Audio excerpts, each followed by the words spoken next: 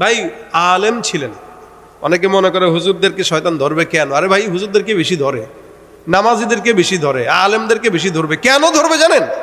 গাছে যখন বড়ই থাকে চোরের নজর ওই বড়ই গাছেই থাকে। ঘরে যখন যুবতী নারী থাকে লম্পটের নজর ওই ঘরের ভিতরেই থাকে। কেন? সম্পদ আছে যার কারণে নজর আছে বেশি চোরের। একটা ইমানদার আলেম নামাজি কালামির দিলের ভিতরে ইমানের নূর থাকার কারণে শয়তানের নজর তার দিকেই থাকে বেশি। আর যারে এলেমও নাই, কালামও নাই, আমলও নাই, ওর কাছে শয়তান যাওয়া লাভ নাই। শয়তানকে আল্লাহ আমি কি শয়তান? ও আমার চেয়ে বড় শয়তান। কথা বলেন ঠিক কিনা? আমার চেয়ে বড় শয়তান, আমি ওর কাছে যাবো কি? আল্লাহর বান্দা অবশেষে বিছানায় চলে গেল, জেনা হয়ে গেল। জেনা হয়েছে তখন তো আগিকালের জামানা, কেমনে কি করবে? বাস বাচ্চা পেটে চলে আসছে। সন্তান একদিন, 2 দিন, 3 দিন, সন্তান জমিনে চলে আসছে। এখন তো মাথা নষ্ট। আরে কি থেকে কি করলাম, কি হয়ে গেল, বাচ্চাও হয়ে গেল। আই হায় হায় হায়, এলাকার মানুষ যদি জানে আমার তো জিন্দগি শেষ। আমারও তো সবাই পীর মনে করে, বুজুর্গ মনে করে, বহুত বড় মনে করে। আমি এই কাজ করছি এটা যদি কেউ জানে আমার তো শেষ করে ফেলবে। শয়তান এবার আবার তার কাছে চলে আসলো। আসার পর ডাক দিয়া বলতেছে, কি ব্যাপার? টেনশন লাগে। বেটা তুই বেশি কথা কইস না বেটা, তোর টেনশনে, তোর এই কুপরামর্শে আমার আজকে এই অবস্থা। কি কুপরামর্শ দিছি আমি? তোমার হয়তো আমি দায়িত্ব পালন করতে বলছি, তুমি যে অকাম করে ফেলবেটা কে জানে? অকাম করছি কি? তোর জন্য করছি। ভাই করলে সমস্যা নেই, পেরেশানি দূর হয়ে যাবে। আমি তোকে বুদ্ধি দিতেছি আরেকটা, তুই নিবি নি? কি বুদ্ধি? এটা একটু কষ্ট হবে কিন্তু মানতে পারলে তোর ইজ্জত বাঁচবে। ভাই মানুষ যখন বিপদে পড়ে, মুসিবতে পড়ে, তখন সে নিজেকে বাঁচানোর জন্য হইলেও সে গুনাহ আরো 10টা বাড়ায় করে। কি বলেন ঠিক না? একটা মিথ্যা ঢাকার জন্য 1000 মিথ্যা বলা লাগে। কি বলেন? মানুষ একটা মিথ্যা থেকে বাঁচতে, একটা মিথ্যাকে বা একটা সত্যকে গোপন করতে আরো 1000 মিথ্যা বানায় বলে। এটা বান্দার অবস্থা।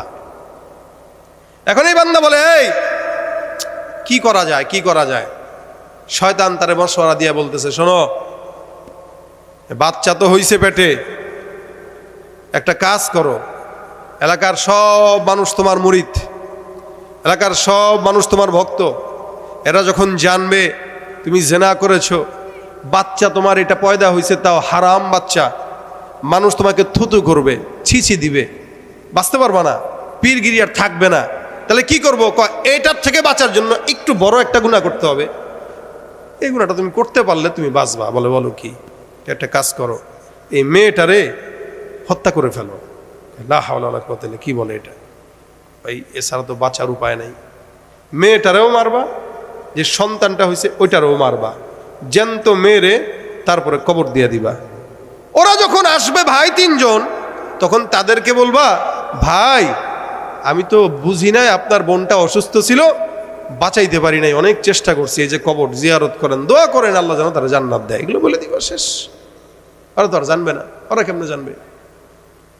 এইভাবে 1 দিন, 2 দিন, 3 দিন, 4 দিন করে সময় পার।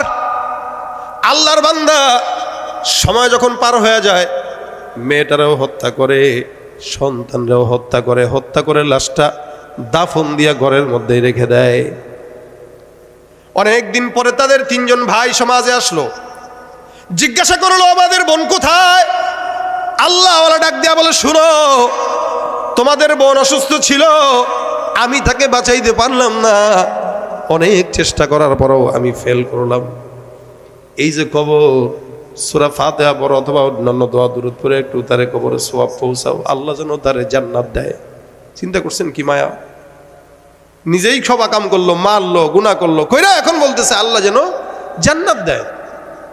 আল্লাহর বান্দাটা বারবার কান্নাকাটি করে। আপন 3 ভাই এবার ঘরের ভিতরে রাত্রিবেলা ঘুমায়। রাত্রে যখন ঘুমাইলো, ঘুমানোর পরে শয়তান এসে স্বপ্ন দেখায়। প্রথম জন ভাই যে আছে, দ্বিতীয় জন ভাই যে আছে, তৃতীয় জন ভাই যে আছে, 3 জন ভাইকেই স্বপ্ন দেখায়। আর ডাক দিয়া কয়, তোদের বোনটাকে আসলেই অসুস্থ হওয়ার কারণে মরে নাই, ওই যে আলেমের কাছে বোনটাকে বর্গা দিয়া রাখছিলা, ওই আলেমটাই ধর্ষণ করে সন্তান সহ তাকে হত্যা করেছে। স্বপ্নের ভিতরে দেখাই দিল, স্বপ্নের ভিতরে যে তোমাদের বোনকে এমনে এমনে মারছে। প্রথম ভাইকেও দেখাইলো, দ্বিতীয় কেউ দেখাইলো, তৃতীয়, 3 জনকেই দেখাই দিচ্ছে। এখন তিনজন যখন ঘুম থেকে উঠলো, উঠার পরে কয় এই স্বপ্ন তো দেখলাম এটা। মেজোটা কয় আমিও তো এটা দেখছি। তৃতীয়টা কয় আমিও তো এটা দেখছি।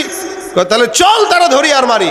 এখন তার কাছে গেছে, যাওয়ার পরে কয় আমার বোন কই? কয় আল্লাহর কসম তোমার বোন এমনি মারা গেছে।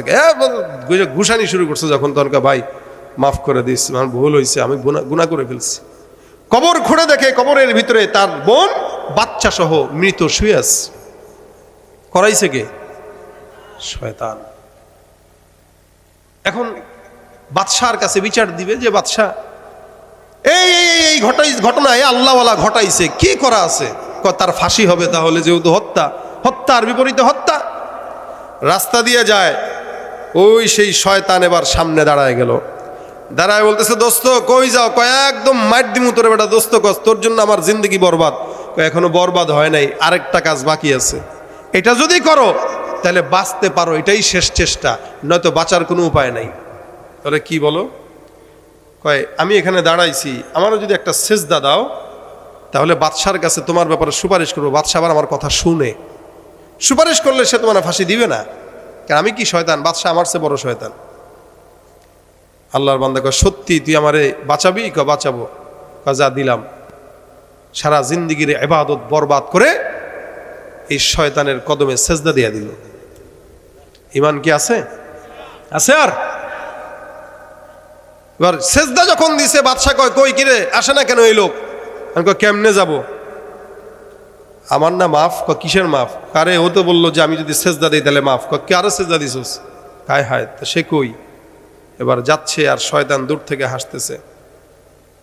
আল্লাহওয়ালা তারা দেখা কয় কিরে ভাই তুই না বললি সেজদা দিলে বলে মারবে না? কয় ভাই তুমি কে? শয়তান কি বলে তুমি কে? মানে কি আমারে চিনো না? কামাসালি শাইতানি ইদ ক্বালা লিল ইনসানি কফুর ফালাম্মা কাফারা ক্বালা ইন্নী বারিউম মিনক। যখন নাকি বান্দারে শয়তান কুফরি করায়, তখন শয়তান কুফরি বান্দা যখন করার পর শয়তান বলে আমি তোমার কাছ থেকে পানা চাই। ইন্নী আখাফুল্লাহ রাব্বাল আলামিন। ভাইরে তোরে আমি চিনি না, আমি তো আমার আল্লাহরে ভয় পাই, আমার দ্বারা এগুলো সম্ভব জীবনেও না। শয়তান বলে এটা, কিন্তু যারে ঠোকা দিল সে তো জাহান্নামী হয়ে গেল। এ কারণে আল্লাহ বলেন গোপন গুনাহ, রাসূল বলেন গোপন গুনাহ মানুষের ইবাদত নষ্ট করে দেয়। প্রকাশ্যে গুনাহ তো সমাজের ক্ষতি করে, মানুষ বুঝে যে প্রকাশ্যে গুনাহগার তারে বোঝানো যায়, কিন্তু যে উপরে বিশাল বড় বুজুর্গি ভাব দেখায় আর তলে তলে গুনাহ করে, ওরে কে বাঁচাবে? ওর ব্যাপারে তো কেউ জানে না। এ কারণে আল্লাহ বলেন তোমরা গোপন গুনাহ প্রকাশ্য গুনাহ থেকে বাঁচো। অচিরেই তোমাদের এই সমস্ত গুনাহের কারণে এমনভাবে পাকড়াও করা হবে তোমরা কল্পনাও করতে পারবা না, টেরও পাবা না।